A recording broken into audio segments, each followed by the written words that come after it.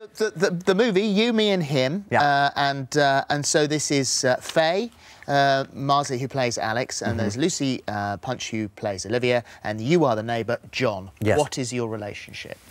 Well, Faye and Lucy's characters are a couple. One slightly older, who's ready to start thinking about having children. Yep. And Faye's character, Alex, who's a bit more young, a bit more party girl, is not ready for that at all, which becomes a bit of a schism in their relationship.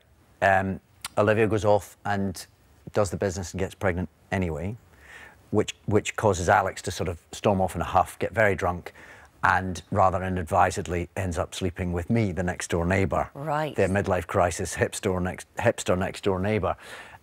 So you then have a couple who are both pregnant at the same time, with the third wheel trying to get in on the act and be terribly involved. So let's speak about him a bit more. So he's John, and he's had a bit of a change in direction in his life. Recently divorced. Yeah. We first meet him at his divorce party.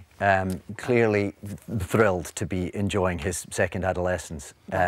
So a bit of a midlife crisis. Very much a midlife crisis, hence Right. the beard and the piercings. And quite fun, though, I imagine, when you sort of open wardrobe and you go, oh, my God, look at all this stuff. Yeah, no, it's to try all the things that you feel far too old to try.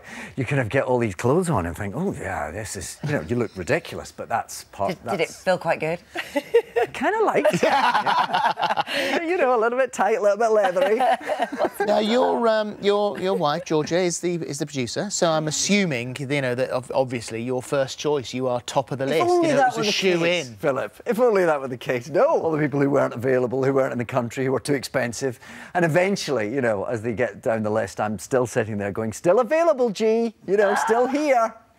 And finally, they decided they would give in and let me have a go. So how was that? Because you've worked together before, but she's not produced you before. So... No, well, this is her first feature film, yeah. I mean, I suppose it could have been awful, having had that sort of power structure, but we had a lovely time. Oh, well, that's good to know. Good. I mean, clearly I'm used to her being the boss, but but to have that in a professional capacity worked out quite well. I love where you've got your premiere as well, because it's part of the Glasgow Film Festival. Yes. And it's at the Green in Glasgow, which is that where it all started for you? For me, yeah. Well, the Glasgow Film Theatre, which is where we will be premiering the film on Sunday night, is just round the corner from my drama school. So I saw all sorts of things there. We get cheap student tickets, and I went and Reservoir Dogs and Betty Blue and David Lynch movies, and I went and saw all of them as a.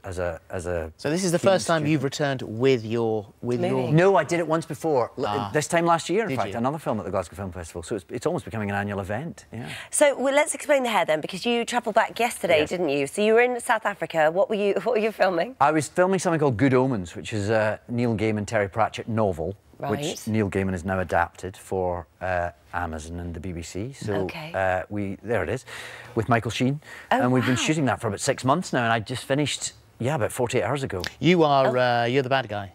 Well, I'm a demon. I'm the demon, and Michael plays an angel, and they've been on Earth for millennia, living alongside humanity, and I'm trying to cause trouble. He's trying to do good things, but actually, we're both a bit more ambiguous than that. So and how long do we have to wait before we see that? If you only wrapped... I think it's probably this time next year, something like that. Another year. And there was absolutely no time for tourism whilst you were there. You saw nothing. You're just working. I didn't see a thing. No, well, this came at the end of quite a long shoot. This little bit in South Africa. We'd filmed most of it around London, and then there was this sort of 2-week block at the end in South Africa. And so, of course, everything we hadn't managed to shoot for 6 months previously, we go, we'll do that in South Africa. We'll build a set somewhere. So it was 2 weeks that were quite full-on, very long days. Oh, it's done. We look forward to seeing that. Normally, when you have a movie like this, you would think that you would be, part of selling the movie, promoting the movie. You'd be on social media. But you don't really do very much of that at all, do you? I don't know. I never have done. I think it was because social media was kind of exploding around about the time that I suddenly found myself a bit sort of ubiquitous, a bit. Yeah. And I think the two things combined to make me think, oh, that's not something I need in my life. I don't need another place where people can find me. And I've just sort of stuck with that, partly through ignorance, really. I don't really... I feel like I'm aware that I'm a bit of a Philistine about it. And I'm slightly kind of grumpy old man about it. And I've just kind of I've kind of rolled with It must that. be something quite nice in that world, though, not to have to even not for it to be on your radar when in so many people's lives it is huge. Yes, yeah. I mean, it maybe eventually I'll give in, but right now I quite enjoy. And Georgia does it, so I kind of look over her shoulder now and again and find out what this thing called Facebook is.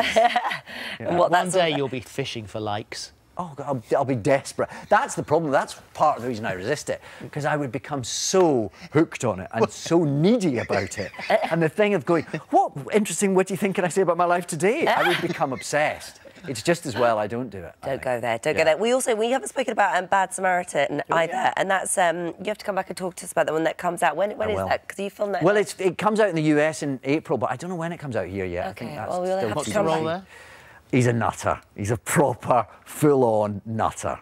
This is really the I'm guy so next door, hipster, Yeah. the demon, the nutter. nutter. How beautifully varied it all is. Well, variety is the spice. Yeah. Thank you so much for coming in today. Yeah, it's lovely.